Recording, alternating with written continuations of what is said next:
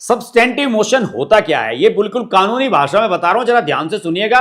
अगर सरकार ने इस पर पालन किया तो राहुल गांधी की सांसदी 15 दिन के भीतर चली जाएगी, 15 या 20 दिन के भीतर। मैं आपको बताता हूं, सब्सटेंटिव मोशन एक स्वतंत्र और सेल्फ कंटेन्ड प्रस्ताव होता है जो किसी बहुत ही महत्वपूर्ण विषय पर सदन का निर्णय या राय व्यक्त करने के लिए तैयार किया जाता है। यह अन्य प्रस्तावों पर निर्भर नहीं होता, जैसे कि अन्य एडिशनल प्रस्ताव होते हैं, बल्कि स्वयं में पूर्ण होता है। संसदीय नियमों के अनुसार देश के उच्च पदों पर बैठे व्यक्तियों जैसे राष्ट्रपति,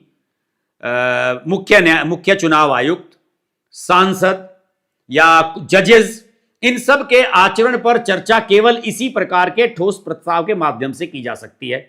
इसे पेश करने के लिए लिखित नोटिस देना अनिवार्य है और इसे केवल वही सदस्य पेश कर सकता है जिसके नाम पर नोटिस दिया गया हो, जैसे कि निशिकांत दुबे।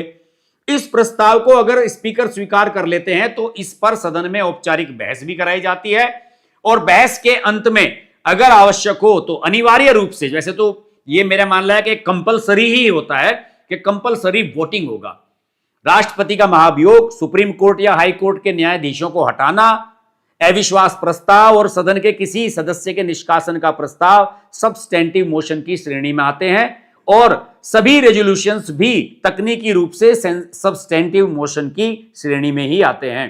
मैं इसके कई उदाहरण दूंगा आपको, पुराने नहीं, अभी नए भी दूंगा। वैसे तो बताया जाता है कि 1951 में एच.जी. मुद्रुल को वित्तीय लाभ के बदले सवाल पूछने के आरोप में सभी प्रस्ताव के जरिए निष्कासित किया गया था। यह पार्लियामेंट का मुद्दा है। 1978 का किस्सा जिसमें इंदिरा गांधी फंसी थी, उसके बारे में थोड़ा सा विस्तार से बताऊंगा, जरा ध्यान से सुनिए। यह मामला आपातकाल के एकदम बाद का है। आप जानते हैं कि इमरजेंसी के बाद चुनाव हुए थे, इंदिरा गांधी हार गई थी और जनता पार्टी की सरकार बन गई थी। इंदिरा गांधी पर विशेषाधिकार हनन और सदन की अवमानना का आरोप लगाया गया था। मुख्य आरोप यह था कि प्रधानमंत्री रहते हुए उनके शासनकाल में उन सरकारी अधिकारियों को डराया धमकाया गया और उन पर झूठे मुकदमे चलाए गए जो संजय गांधी के मारुति कार प्रोजेक्ट से जुड़ी जानकारी संसद के लिए इकट्ठा कर रहे थे। सुनिए जरा, ये मारुति कार का जो प्रोजेक्ट था ये संजय गांधी ने ही शुरुआत कराई थी। 19 दिसंबर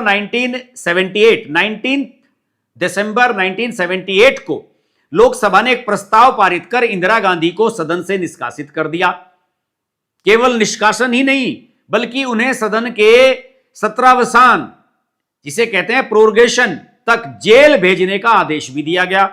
उन्हें 27 दिसंबर 1978 को जेल से रिहा किया गया।